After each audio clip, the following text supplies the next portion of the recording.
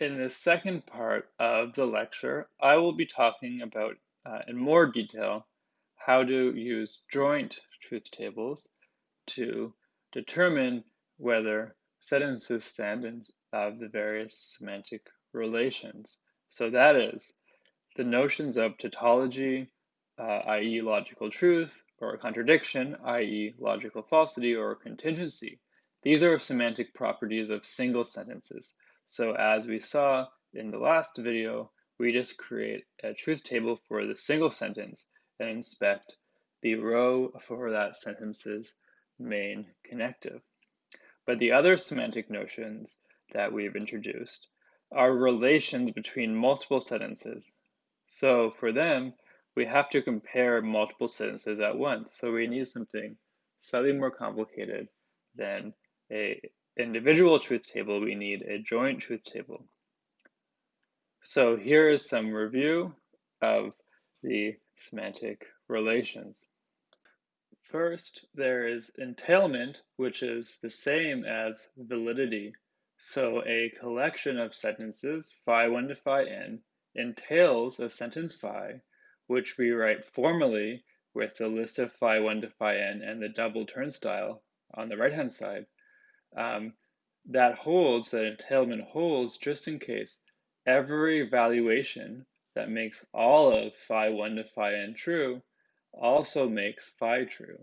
That is to say that if you create a joint truth table where you have as columns all of these sentences here, what it means for all of these sentences on the left-hand side, phi1 to phi-n, to entail phi, is for every row of that truth table on which there is a true under the main connective of all of phi1 to phi-n is also a row on which there's true under the main connective for phi. Equivalently, what that means is that there is no row of the truth table on which all of phi1 to phi-n are true, but phi is false. And as we've seen, what it means for sentences phi1 to phi-n to entail a sentence phi is the exact same as what it means to say an argument which has as premises phi1 to phi-n and conclusion phi is valid. So to talk about certain sentences entailing another sentence is the exact same as to talk about an argument, with those first sentences as premises and the last one as conclusion being valid. So testing for entailment or validity of arguments is essentially the same thing.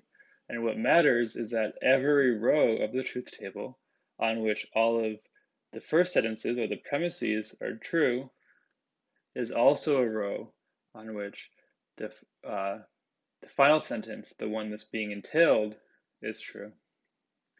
Now, once we understand the notion of entailment, we can define, as a quick step, the notion of equivalence.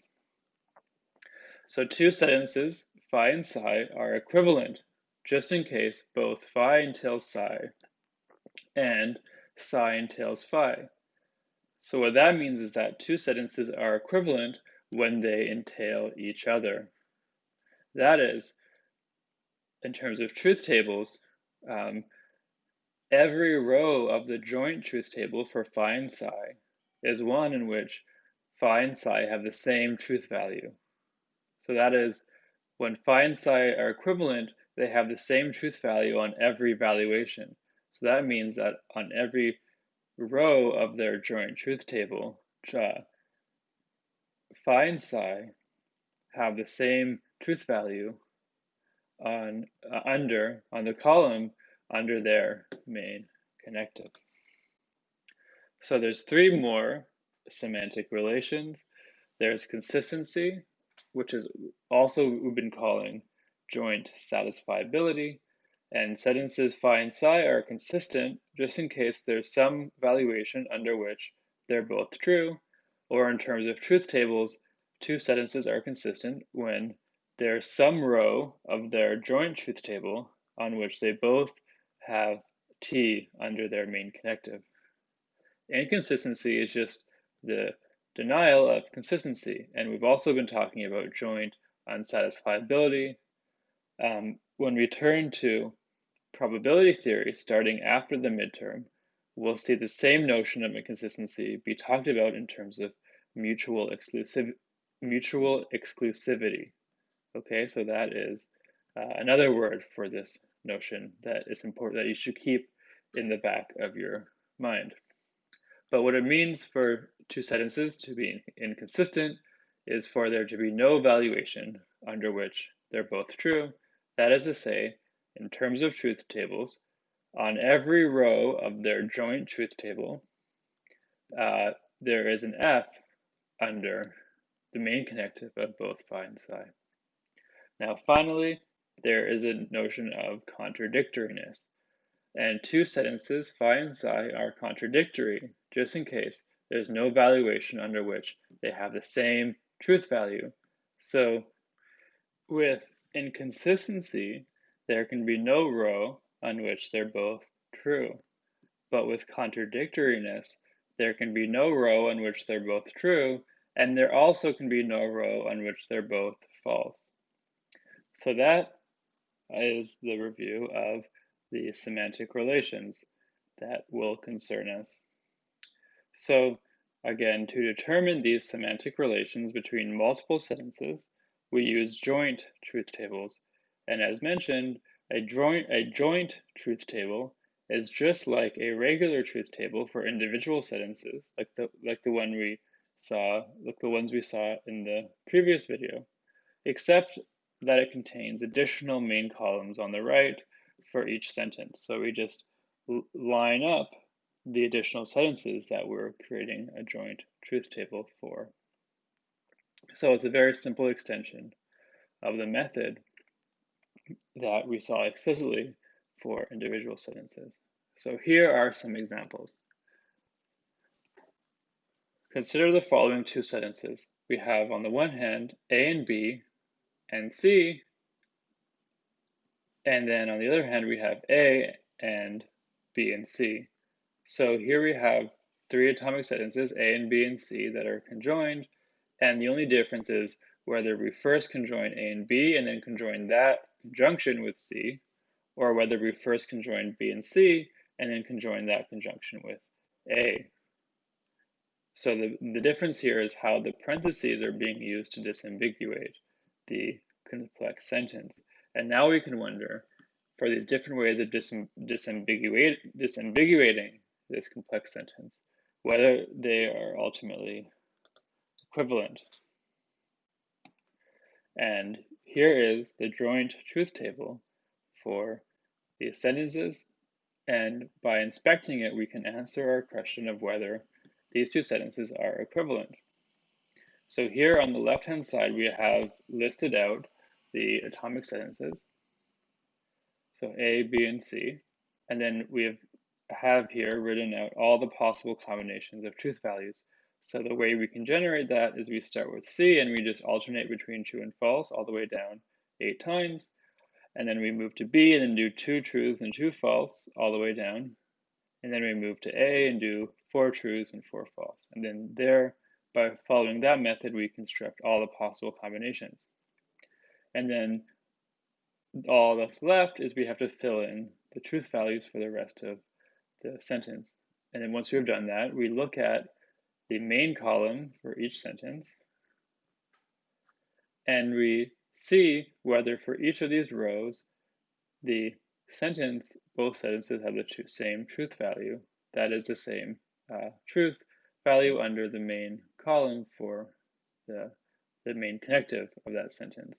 And by looking at comparing these two main columns here, we see that these two sentences are equivalent because they have on every row the same truth value. So whenever this first sentence is true, this other sentence is true, and vice versa. These sentences entail one another. They are equivalent. Here is another example.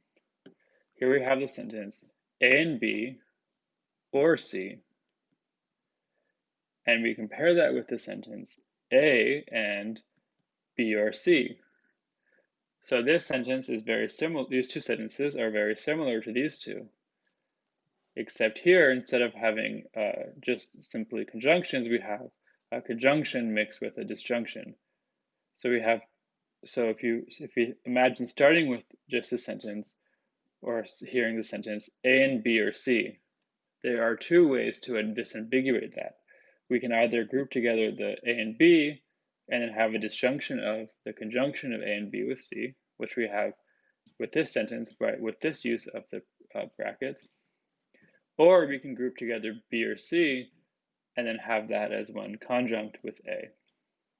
So there's two different ways of disambiguating A and B or C using parentheses. And now we're going to wonder, for these two ways of disambiguating a sentence, whether they are equivalent. And so what we do is we can construct a joint truth table. And the left-hand columns for the atomic sentences will be the exact same as before. But then we'll have slightly different sentences in the other main columns. And so when we fill out the rest of the truth values, there will be slight differences. And what we see now when we compare the main columns for each of these two sentences, what we see is that actually there are rows on which they differ in truth value. So the first, second, third, and fourth, they have the same truth value, but when we look at the fifth row, we see that the first sentence, A and B or C, is true in this case, but in this case, A and B or C is false. So what that means is that the sentence A and B or C does not entail the sentence A and B or C.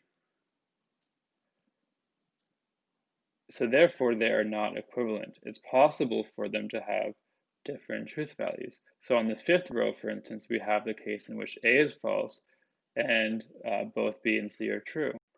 So if we look again at these two sentences, in that case, again, when A is false and B and C are true, since C is true, we know that this entire disjunction is true because a disjunction only requires that one of its disjuncts is true. So if C is true, then this entire thing is true. But now looking at the second sentence, C being true only guarantees that this one conjunct of the entire sentence is true. But that means that if A is false, then the entire sentence, the entire conjunction of A with B or C will be false. So in the case where C is true, but A is false, and actually regardless of whether B is true or false, that will be a case in which this disjunction is true, but the conjunction is false. So here we see as well, when C is true and A is false, but B is false, we have that the first sentence is true and the second sentence is false. So that means the seventh row here is also a counterexample to the alleged equivalence of these two sentences. So these two sentences are not equivalent. And what we see is by looking at this truth table, as we see that in the case where, in any case in which A is false and C is true, regardless of whether B is true or false, so in rows 5, where B is true, and row 7, where B is false, in both of those, we have a case in which the first sentence is true, A and B, or C, but the second sentence is false. And so these sentences do not entail each other. There are possible valuations in which they differ in truth value, and this is what this truth table here shows us. So here are two famous equivalencies, and these are called De Morgan's laws. So De Morgan was a logician from a long time ago, and these laws are named after him. So the first of De Morgan's laws, and I think we've seen these before, especially in our translations, but the first of De Morgan's laws is that the following two sentences are equivalent. Not A and B, so the negation of the conjunction A and B, is equivalent to the disjunction of not A and not B. And the second De Morgan's law is that not A or B, so negating a disjunction of A or B, is equivalent to conjoining not A and not B. So what we'll do right now is we'll construct a joint truth table to show that the first part of De Morgan's laws holds, i.e. we'll show that not A and B and not A or not B are equivalent. And then if you'd like, you can construct joint truth table to verify the second part of De Morgan's laws. But let us do now the first part.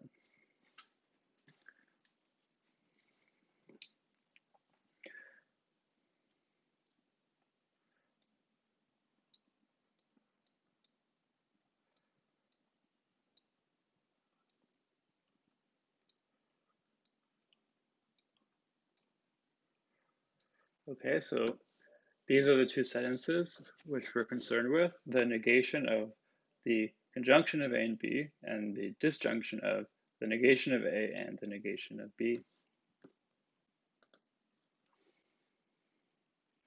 So to complete this truth table, we're going to build the columns. So again, we have the simple sentences on the left-hand side. And then here, with this joint truth table, what we've done is we've just have additional columns for the additional sentences. And then after we have built the additional columns, everything is the exact same as creating individual truth tables. So we simply have to fill out the possible combinations on the left-hand side, and there's just two sentences, A and B, but there's just two simple sentences between these sentences. So there's only going to be 4 rows, and we fill those out simply with our method of alternation, and then we can fill out the rest using some shortcuts. So we're not going to be copying and pasting the atomic truth values. We're just going to keep that in our head and build up the rest. So when both A and B are true, this conjunction is true, and that means that since the negation here is negating the entire conjunction, to figure out what the truth value of the entire sentence of this negation is, you have to look at what the truth value of the conjunction is. So you look at this row, and because it's true, the negation will flip it. Okay, and now since A and B are both true, we know that their negations are both false. So the disjunction is false as well because both disjuncts are false. So this row here, we have that both sentences, both not A and B and not A or not B are both false. So it's not a counterexample. It doesn't show us that they're not equivalent because here we have a case in which they're both have the same truth value, but we still have to look at all the other rows to make sure there's that on all the other rows, they also have the same value. Okay, so now so all these other rows, so there's only the first row, both A and B are true on. All the other valuations, at least one of them is false. So that means we know that this conjunction is false on all the other rows. And therefore we know that the negation of the conjunction will be true. Now, because on all of these other rows, we know that at least one of A and B is false, because so in the second one B is false, in the third one A is false, and in the fourth one both are false. Because of that, we know that at least one of the negations will be true. And since we know that at least one of these negations will be true, we know that on each of these rows, the disjunction will be true.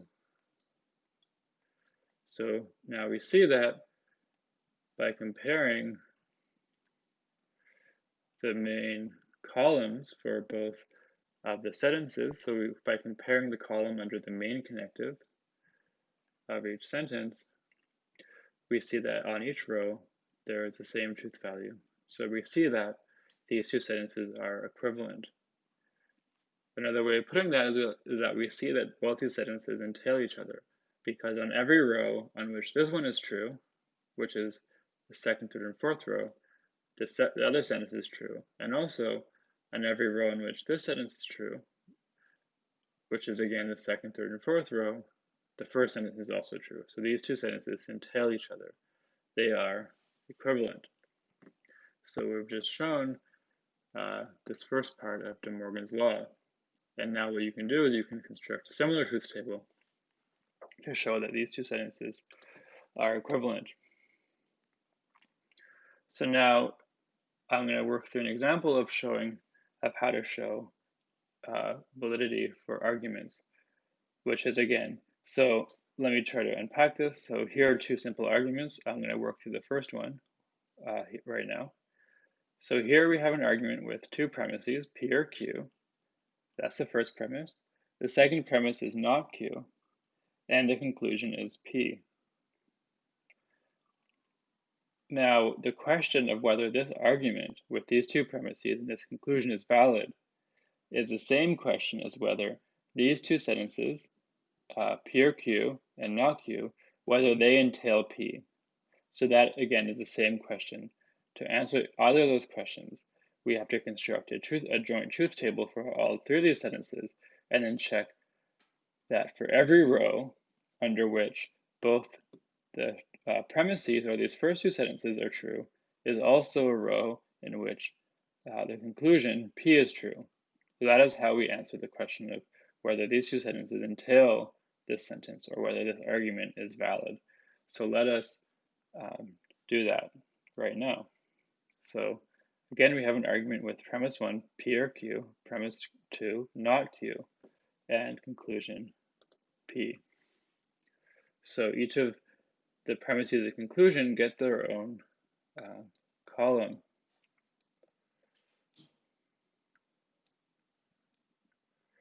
That's a bad Q. That's a bit better.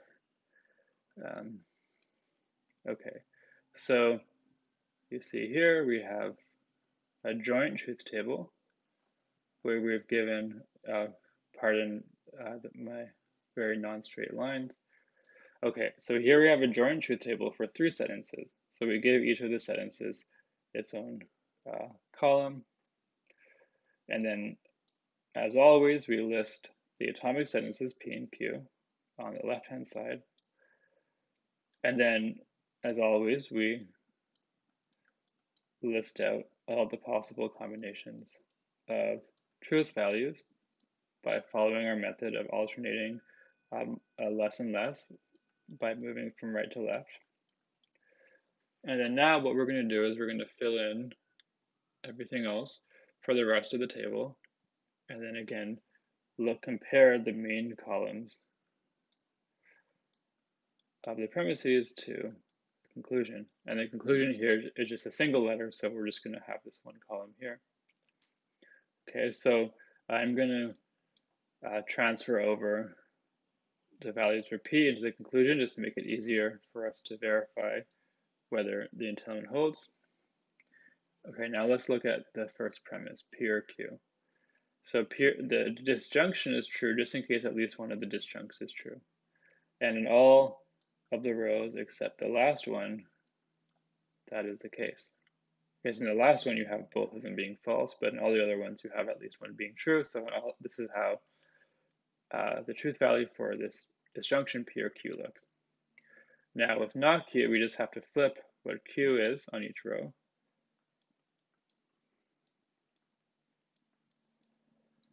Okay, now we've constructed everything we need to know.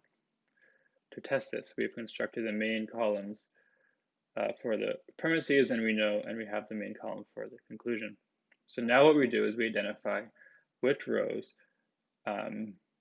both premises are true. So the first row, the first premise is true, but the second is false. In the second row, the first premise is true, and also the second premise is true. In the third row, the first one is true as well, but again, the second premise is false. The final one, the first premise is false. So there's only one row on which all the premises are true. So when we want to know whether this is valid, again, what we're asking is every row in which all the premises are true also one in which the conclusion is true?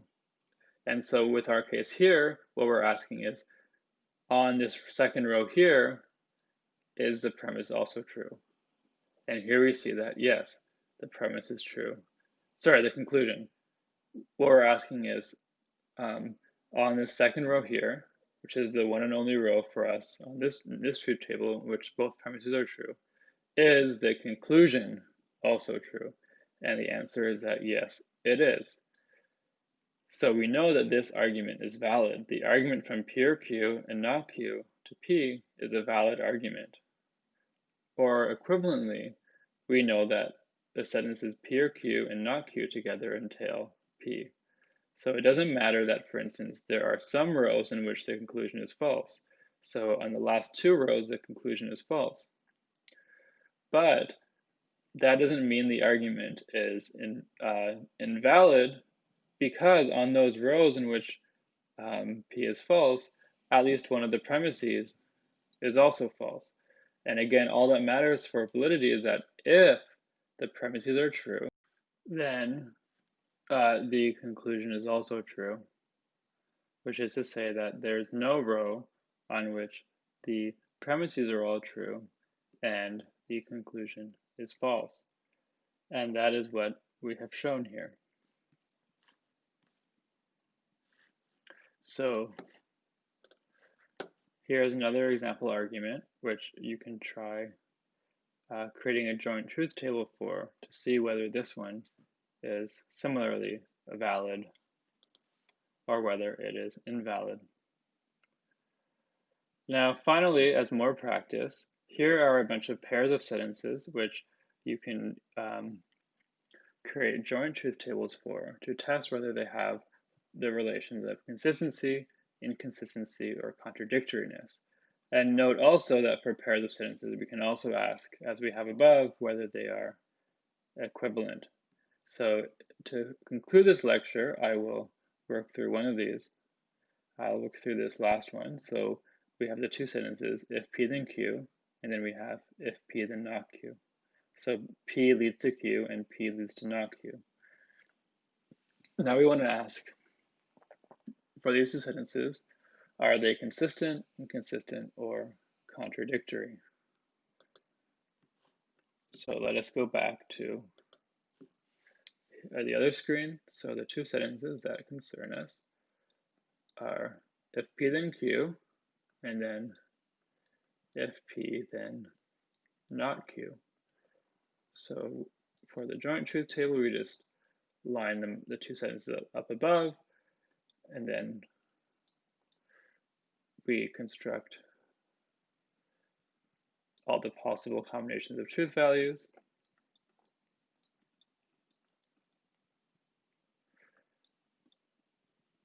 Oops, I'll have to erase that. That looks pretty bad.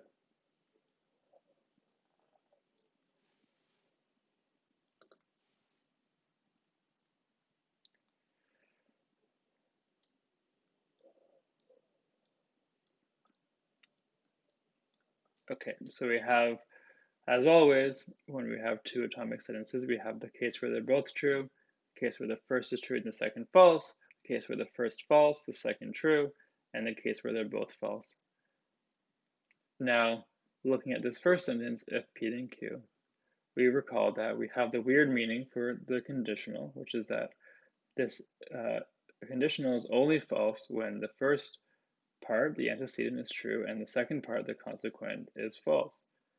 And that is row 2. And all these other cases are ones in which the entire conditional, if P then Q, is true.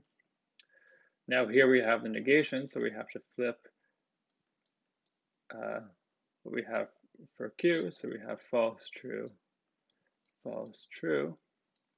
Now I'll write down the ones for P just to make it easier for us. So now to determine the truth of this conditional, we compare the truth value of P on the row with the truth value of not Q on the row. And we see that in this case, P is true and not Q is false, so the entire conditional is false. But in this case it's true, this case is true, and this case is true. So now that we've constructed the complete truth table, or at least we see the main column or the column under the main connective for each of the two sentences we care about, We can now compare each row and wonder what the relative truth values are on each row. So the first thing to note is that in the bottom two rows, we have cases in which both the sentences are true. And what that means is that this sentence is consistent. There are valuations, these two sentences are consistent. And what that means is that there are valuations on which they're both true. Now that might seem a little bit strange because the idea that if P then Q and if P then not Q seem to be incompatible in a sense. But what you should note is that the cases in which both those conditionals are true is a case in which are the cases in which P is false. So that means to say that if the first part of the conditional, the antecedent, is false, then the entire conditional is true no matter what comes after, no matter what is a consequent. If the antecedent is true, then the entire conditional is true. Sorry, if the antecedent is false, sorry, I misspoke.